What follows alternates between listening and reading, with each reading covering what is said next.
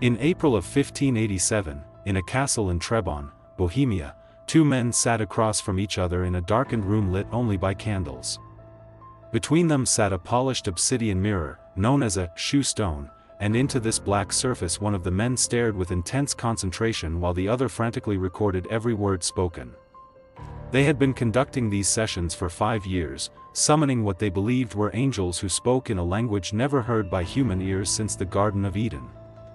But on this particular night, the entity that appeared in the mirror, an angel named Madamai, delivered a command so shocking, so contrary to every law of God and man, that it would destroy their partnership, ruin their reputations, and echo through occult history for the next 4 centuries. The angel's message was simple and absolute: the two men must share everything they possessed. Everything. Including their wives.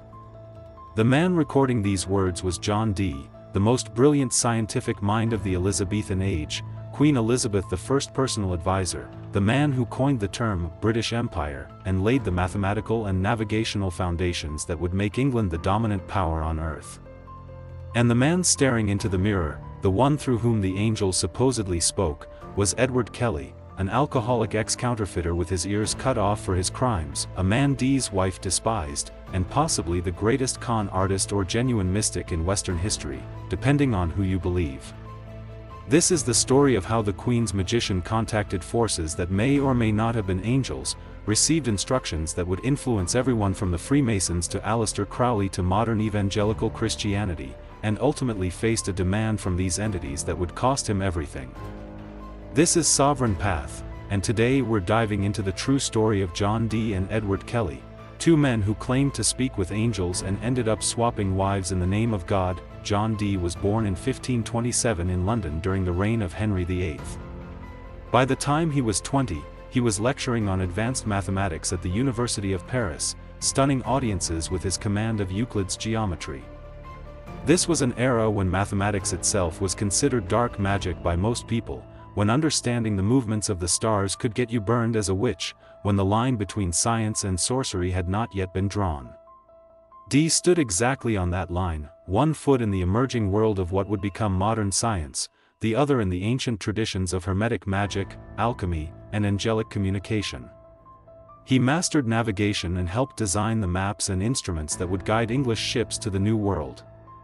He was an expert in optics, cryptography, astronomy, and owned one of the largest private libraries in England, over 4,000 books and manuscripts at a time when most nobles owned perhaps a dozen. He was, in essence, a one-man think tank, the Renaissance equivalent of a modern Rand Corporation consultant, and Queen Elizabeth I relied on him absolutely. He chose the date for her coronation through astrological calculation.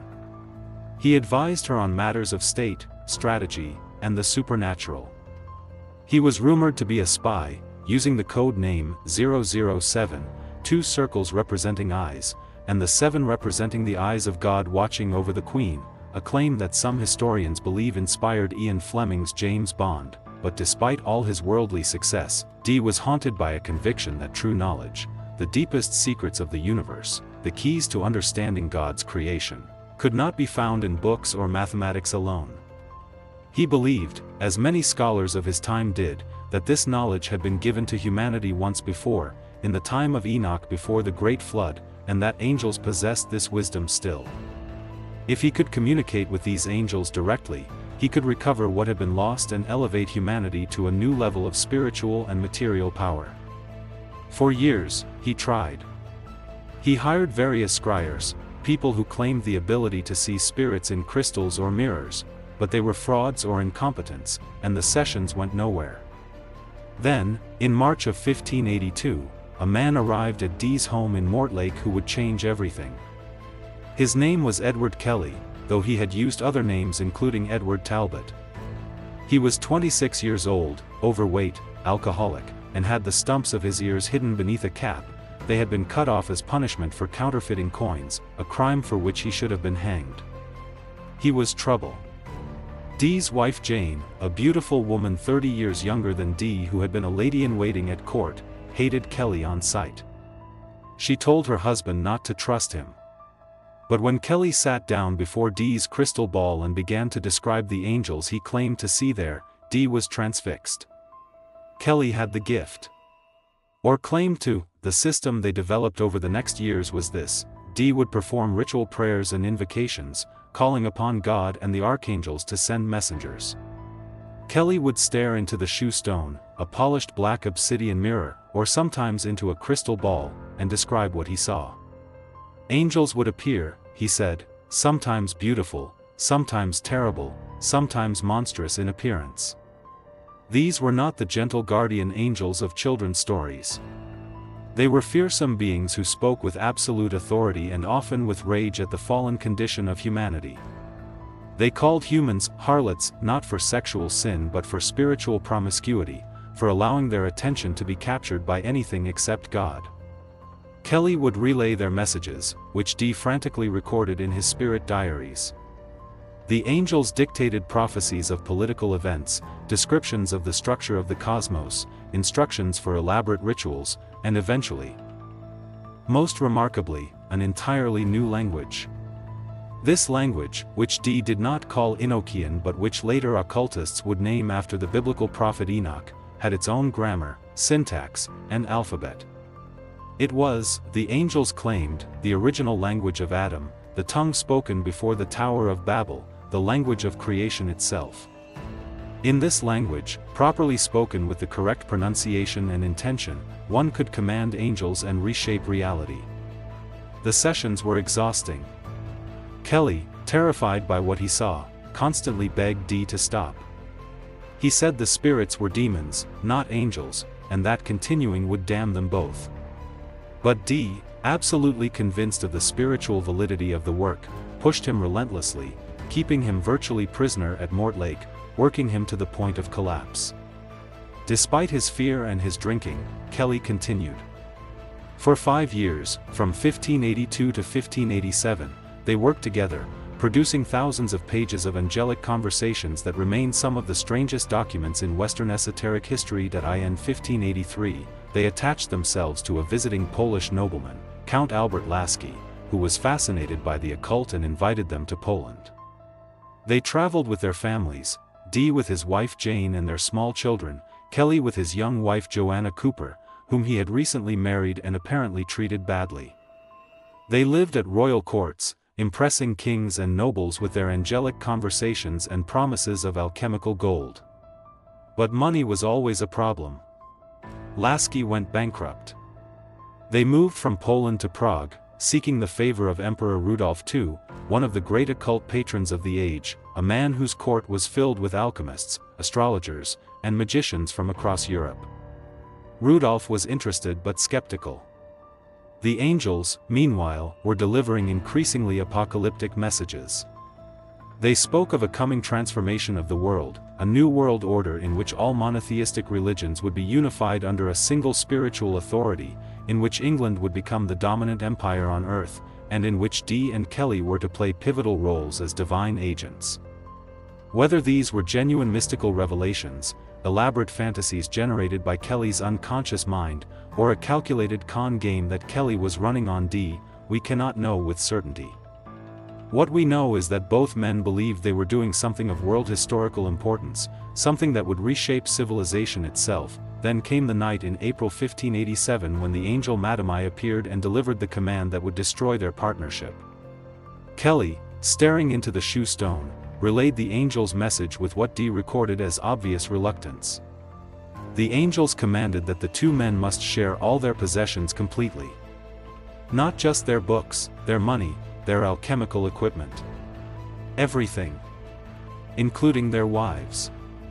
D, sitting across the table, did not understand. He asked Kelly to clarify. Did the angels mean spiritual love, charitable care, unity of minds in the service of God? Kelly stared into the mirror and saw an answer appear written on a scroll: I speak of both. Both spiritual and carnal. The angels were commanding them to swap wives in the most physical sense. D was horrified. This was adultery. This was a mortal sin that would damn his soul to hell. He broke off the sessions immediately, refusing to continue. But over the following days, the angels persisted. Through Kelly, they argued, cajoled, and finally demanded. They invoked the example of Abraham, who was commanded by God to sacrifice his own son and obeyed without question, proving his faith. They said that those who truly loved God would surrender everything, even the things they held most sacred. They said that Dee and Kelly's philosophical partnership, their great work of contacting divine wisdom, could not continue unless this command was obeyed. Dee, anguished, turned to the writings of St. Augustine and found the phrase, "Love, and do what thou wilt," a doctrine suggesting that one who acts from pure love of God cannot sin. It was a dangerous theological position, the same logic that would later be twisted by Aleister Crowley into, "Do what thou wilt shall be the whole of the law." But Dee, after much spiritual torment, convinced himself that obedience to what he believed was God's command through the angels justified this act. His wife Jane, when she was told, reacted very differently. Dee recorded in his diary that she fell a weeping and trembling for a quarter of an hour.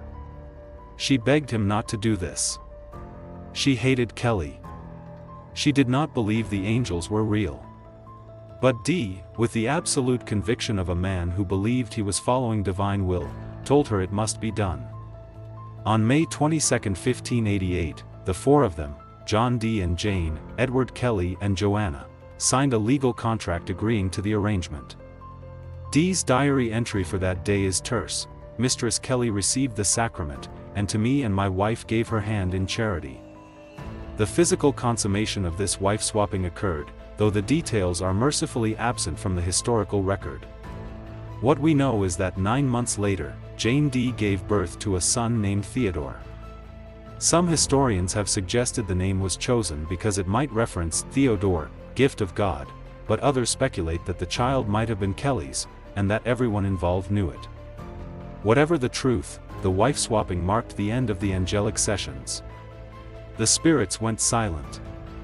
Dee and Kelly's partnership, already strained by years of poverty, paranoia, and Dee's relentless demands, collapsed completely.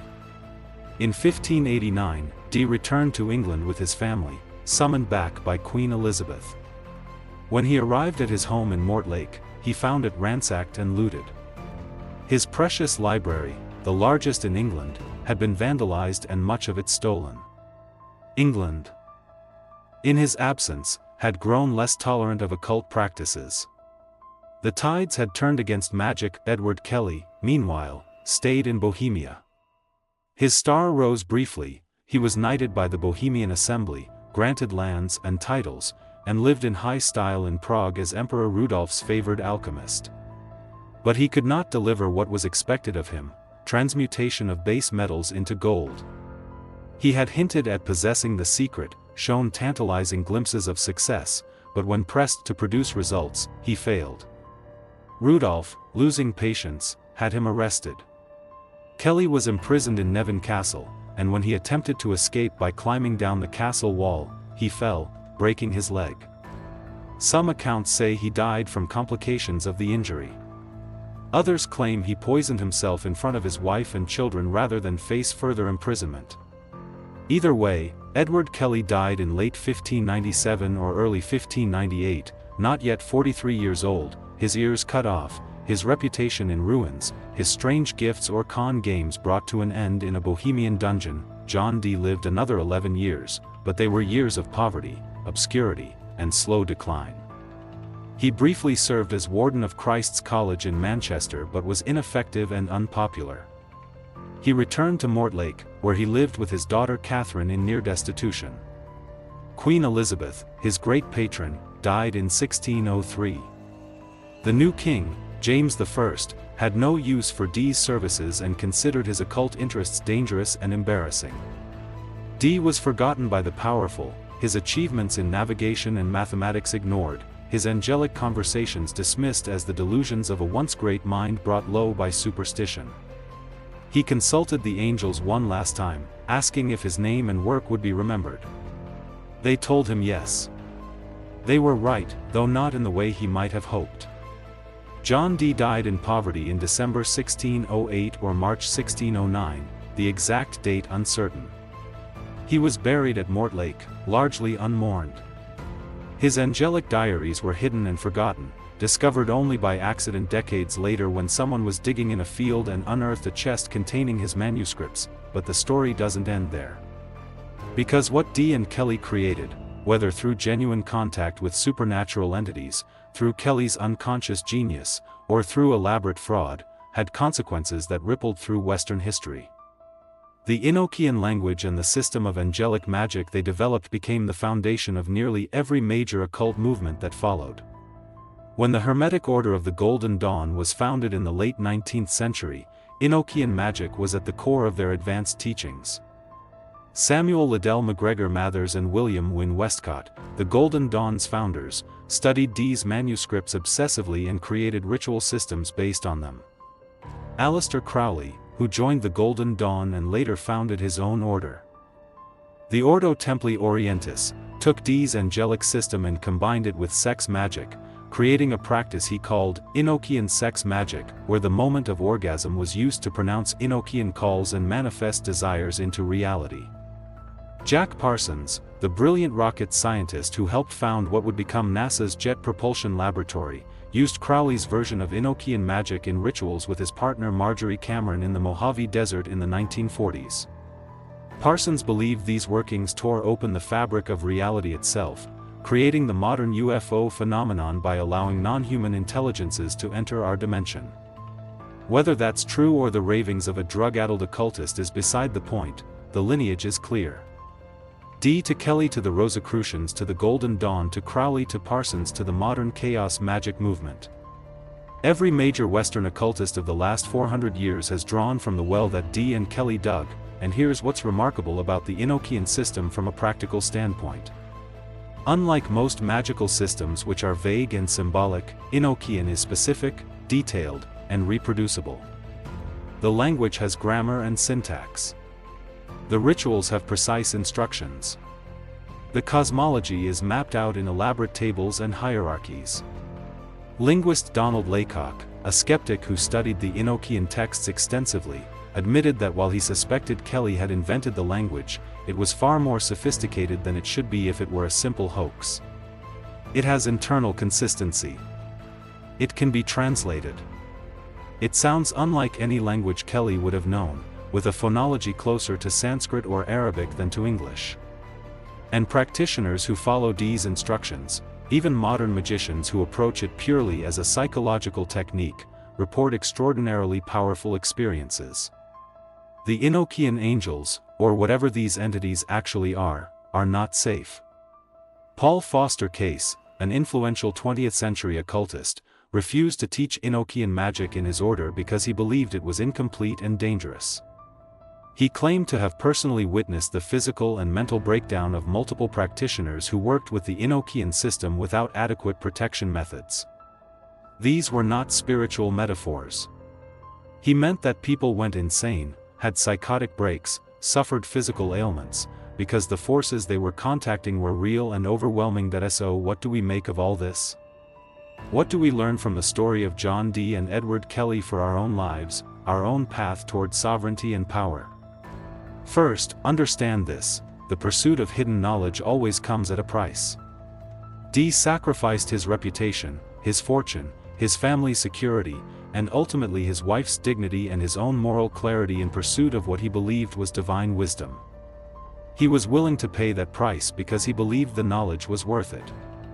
Whether he was right or wrong, whether the angels were real or imaginary, whether Kelly was a prophet or a con man, none of that changes the fact that Dee walked his path with absolute commitment, even when it led him into darkness. That is what sovereignty means. Not comfort. Not safety. Not the approval of others. It means choosing your path and walking it to the end, whatever the cost. Second, recognize the dangerous seduction of external authority. Dee, for all his brilliance, surrendered his own judgment to what he believed were angelic commands. When the angels told him to do something that violated every instinct he possessed, something his wife begged him not to do, something that common sense and moral law said was wrong, he did it anyway because he had given these entities authority over his will.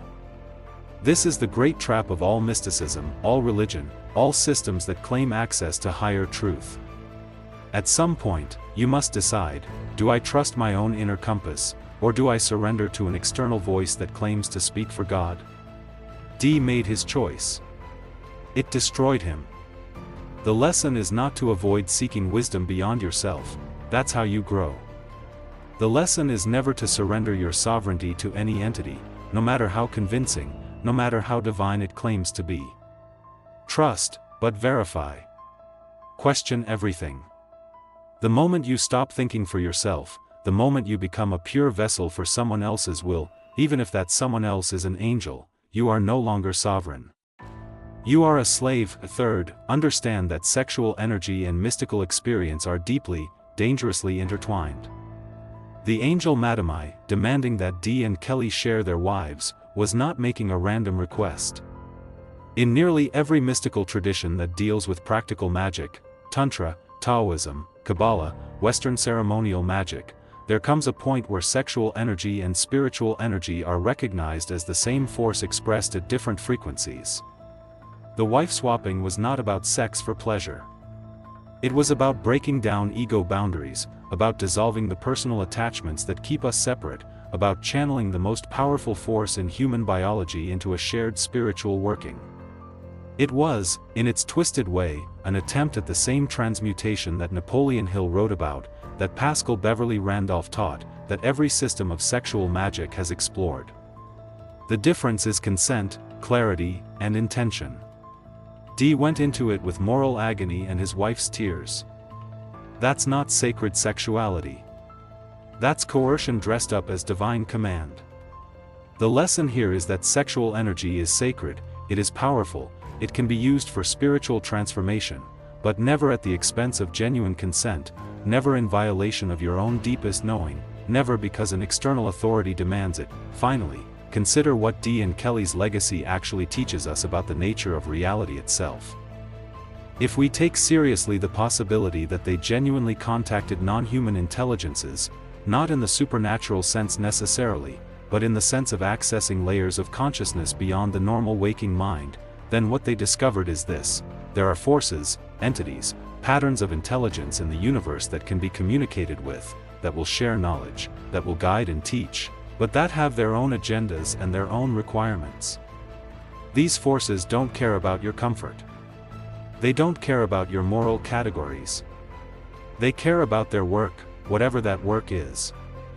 And if you open yourself to them, if you invite them in, they will use you for their purposes whether you understand those purposes or not. The angels told Dee they were establishing a new world order. They told him England would become an empire. They told him they were working to unify all religions and prepare humanity for an apocalyptic transformation. Dee believed them. And in a strange way, they were right. Modern globalization, the spread of English as the global language, the unification of religious concepts through New Age syncretism, even the rise of occultism in popular culture, all of this can be traced back, in part, to the seeds that Dee planted through his work. Whether the angels were real entities or symbolic representations of historical forces, they delivered on their promises. The question is, at what cost? For the modern man walking the sovereign path, the story of John Dee is both inspiration and warning. It shows that hidden knowledge exists, that there are practices and technologies, whether you call them magic, psychology, or consciousness hacking, that genuinely work to expand perception and power. The Enochian system continues to be used because it produces results. But it also shows that the pursuit of power without wisdom, without grounding in your own sovereign judgment, without clear boundaries and protection, can lead to madness and destruction. Dee ended his life in poverty, his great library destroyed, his reputation ruined, his wife violated in the name of angels who then went silent. Was it worth it? That's for each person to decide. But understand this: if you walk the path of hidden knowledge, if you seek to access powers and forces beyond the ordinary, you will be tested. You will be asked to sacrifice. You will be led into darkness. And at some point, you will have to choose between blind obedience and sovereign will. Choose wisely. The Enochian language still exists. The rituals still exist. The system can still be practiced. But before you attempt it, ask yourself, are you willing to pay the price that John Dee paid? Are you willing to risk your sanity, your relationships, your security in pursuit of contact with forces you cannot control? Because that's what magic is. Not spells and candles and wishful thinking.